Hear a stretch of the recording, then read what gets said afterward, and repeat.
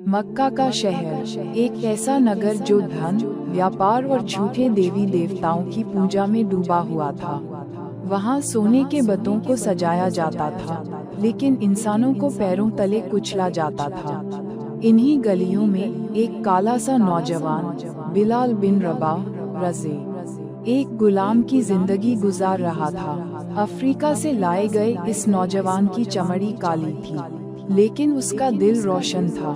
उसकी माँ भी गुलाम थी और उसका मालिक था उमैया बिन खल्फ, मक्का का एक क्रूर और घमंडी सरदार। जब नबी अकरम मोहम्मद ने इस्लाम की दावत देना शुरू की, तो बिलाल ने उस सच्चाई को पहचाना।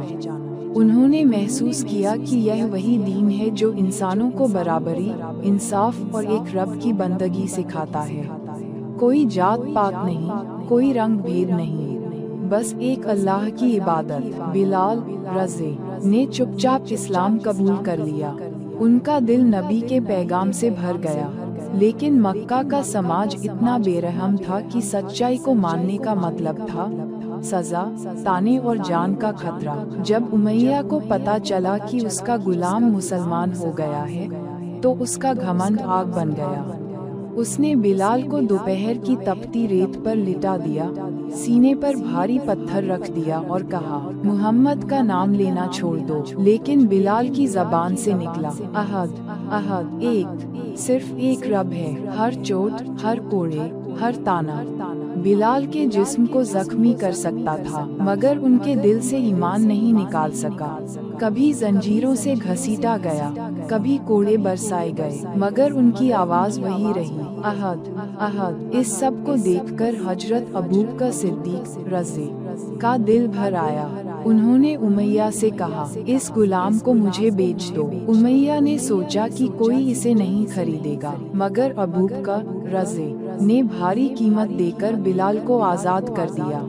ये इस्लाम था जहाँ इंसानियत की कीमत थी। अब वो गुलाम नहीं थे, अब वो इस्लाम के सिपाही थे। नबी ने उन्हें अपने करीब बुलाया और एक खास जिम्मेदारी दी, मुअज्जिन बनने की। इस्लाम का पहला अजान देने वाला वो बिलाल, जिसे लोग तिरस्कृत गुलाम कहते थे। जब बिलाल ने पहली बार अजान दी, अल्लाह अकबर अल्लाह अकबर, तो ऐसा लगा जैसे फरिश्ते भी इस आवाज को सुनने रुके हों। उनकी सदा में अल्लाह की मोहब्बत थी, नबी से इश्क था और हक की पुकार थी। जब नबी इस दुनिया से रुखसत हुए, बिलाल रज़े का दिल टूट गया।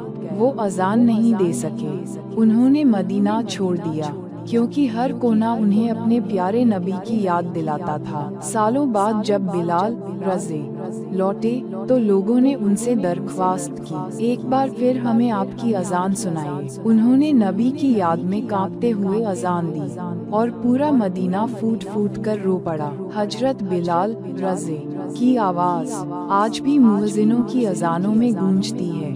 एक गुलाम जो बन गया जन्नत का सितारा, एक इंसान जिसने दुनिया को दिखा दिया कि रंग नहीं, ईमान बड़ा होता है।